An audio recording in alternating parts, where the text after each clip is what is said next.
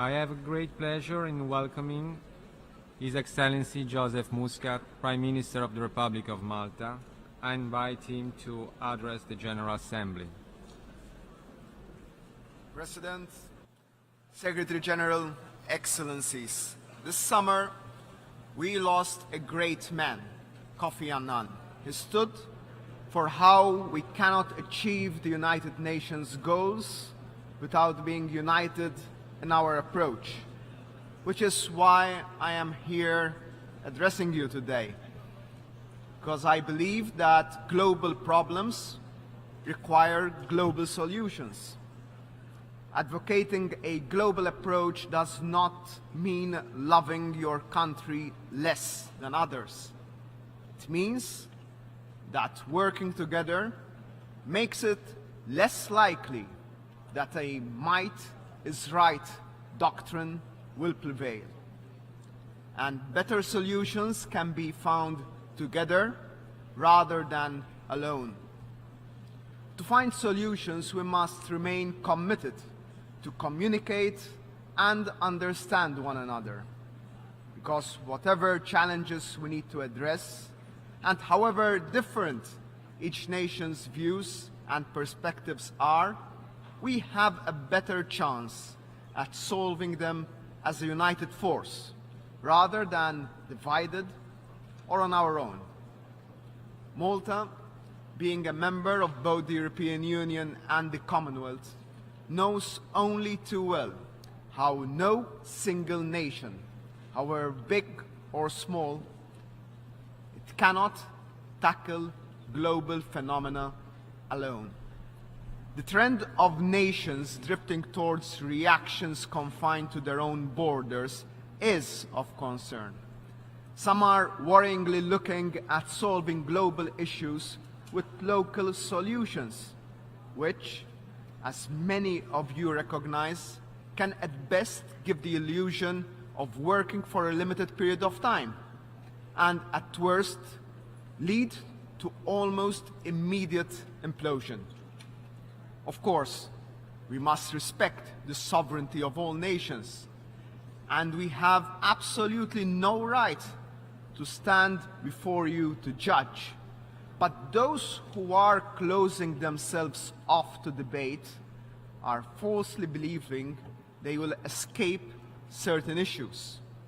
We are seeing divisions not just amongst global leaders or nations, but within our own societies, within our own neighborhoods, and even families. Local solutions breed global problems, which then manifest themselves with devastating results. From the use of plastics, which are polluting our seas, to the point that they are killing our sea life, to the mass migration and the effect of displacement on both migrants and host societies, where there are vulnerable people on both sides. I mention these examples because both hit us particularly hard in Malta and in the Mediterranean Sea. The latter is visible to all.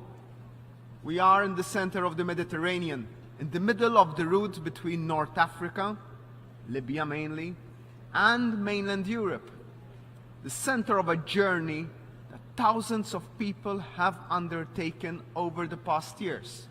We have been grappling with the complexities that this poses for years, much longer than it has been recognized as a priority by the international community and dominating media headlines in Europe and beyond. Although crossings through the central Mediterranean have decreased in the past year, the concerns of our populations have risen. And many feel the international community has failed in providing solutions to these concerns. This has given rise to movements that preach a single, simplistic solution to a very complex phenomenon. What can surely be stopped if we have a unified approach are the criminal gangs profiting from smuggling human beings. With a global strategy to deliver incisive blows to migrant smugglers, we can disrupt their online recruitment efforts, their payment methods, as well as their continued supply of sea vessels. Most importantly, we can, together, stop these people from profiting from a practice that had often resulted in the death of so many innocent people. Malta is a small state which registers one of the highest economic growths in Europe and in the world. But we also rank among the highest worldwide in terms of the number of asylum applications per capita. Despite this, our humanitarian response continues to fully adhere to our international commitments. This is also true for Malta's disembarkation policy, which has been consistent and clear. And we expect others, not only states, but also non-state actors involved, to abide by international rules. In recent weeks, because of the actions of a few who did not abide by the relevant conventions, Malta had to bring together like-minded nations with a humanitarian conscience to offer a place of safety for stranded migrants. Malta had no legal obligation to do so, but we did it in the spirit of unified solutions. And it proved that when solidarity works, complex issues can often have simple solutions. Although I am under no illusion and know that this is just a temporary respite to a much bigger problem, actions like these can provide the foundations for longer-term solutions if all European Union member states come together as one. A solution that could look like a Bretton Woods-styled institutional agreement to address and manage migration with international support. Indeed, the Global Compact on Migration, which aims to establish a new global migration governance architecture on the principle of shared international responsibilities and solidarity, is a welcome move in the right direction. But it is a milestone, not the end of the road. We must now walk the talk by engaging in operational action. Mr. President, narratives that use inflated or false facts and thrive on the fear of a nation being open have led to painful outcomes in history. Not just the obvious, but also international relationship dynamics, which overflows into other issues with devastating results. The current increase in nationalism and tighter borders threatens to do just that, with democratic decisions potentially being hampered, feeding extremisms of all kinds. But let us take faith in knowing that in the 73 years of the UN's existence, the going has always been tough. In fact, those who stood and spoke where I am today have faced much worse crises, from wars to famines, injustice, and killer diseases. But through unified approaches, solutions were sought and nations survived. And each time we came together, we emerged stronger as an institution, as a global community. We currently live in a world with less wars and more dialogue and cooperation than ever before. But our work is not done, and it will probably never be done. Although less people live in extreme poverty, it has not been eradicated. We have found solutions to many life-threatening diseases, yet cures are still needed for others. Injustice remains, and climate change could be the biggest threat to life in our history. as we solve one issue, another will replace it. This is life. But the important thing is that we continue striving and working towards the greater good. But we can only do this together. A way forward that Malta advocates is the harnessing of new technologies, which pose endless possibilities. We are currently in exciting technological times. With the lightning pace of current technological advance, each incredible piece of new innovation could hold a new solution to problems that may have been persisting for decades.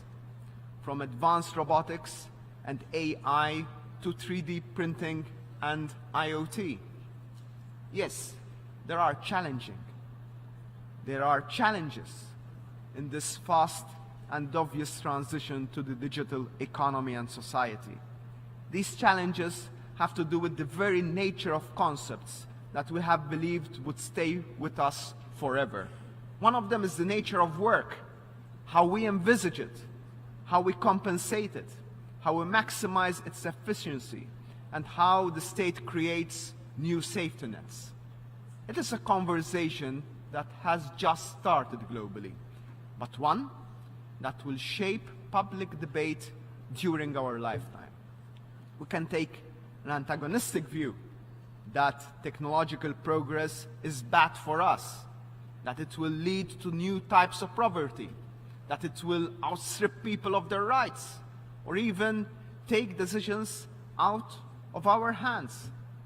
While this might sound appealing as a short-term strategy for some politicians, and even sensible to well-meaning people who are afraid that progress will cost them their job or even more, it would be as myopic as those advocating for horse carts not to be replaced by motor vehicles. Be it for immigration or technology, solutions do not come from closing doors. The digital economy needs to be seen as an opportunity, without nevertheless thinking that we can best harness its opportunities without evolving the current social contracts in place. Those who will be able to pair the digital economy with a new state, the digital state, will be best poised to have a future-proof society where change does not galvanize extremes, but provides for other decades of sensible, mainstream policy making and prosperity. Then there are the other big questions that the dawn of this digital age will need to see answered. Can we solve stalemate diplomatic negotiations by applying algorithms that can avoid war? Can we disarm terrorists using the latest technologies? Is it possible to know immediately which remote parts of our planet need international humanitarian assistance? Could we create new organs for people so no one dies on a donor list? Can we live the day when humanity can be told that there is a cure to all cancers? Only time will tell. But it is the accessibility to advanced technologies that will lead to solutions, hopefully for the whole world. I passionately believe technology revolutionizes and improves systems. This is why in Malta we have launched ourselves as the blockchain island, by being the first jurisdiction worldwide to regulate this new technology that previously existed in a legal vacuum. Blockchain makes cryptocurrencies, the inevitable future of money, more transparent, since it helps filter good business from bad business. But these distributed ledger technologies can do much more.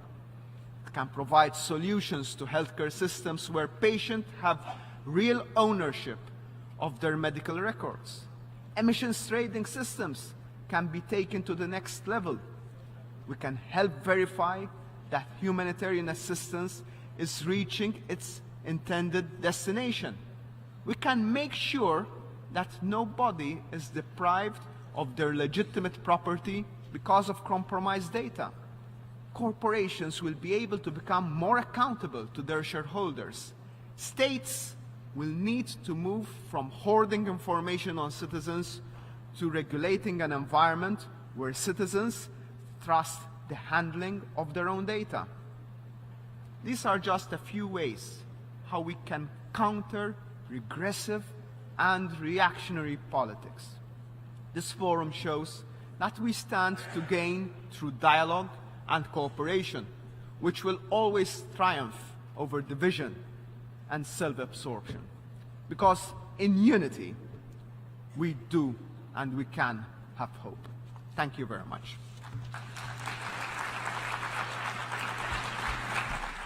On behalf of the General Assembly, I wish to thank the Prime Minister of the Republic of Malta, His Excellency Joseph Muscat, for the statement just made, and I request protocol to escort His Excellency.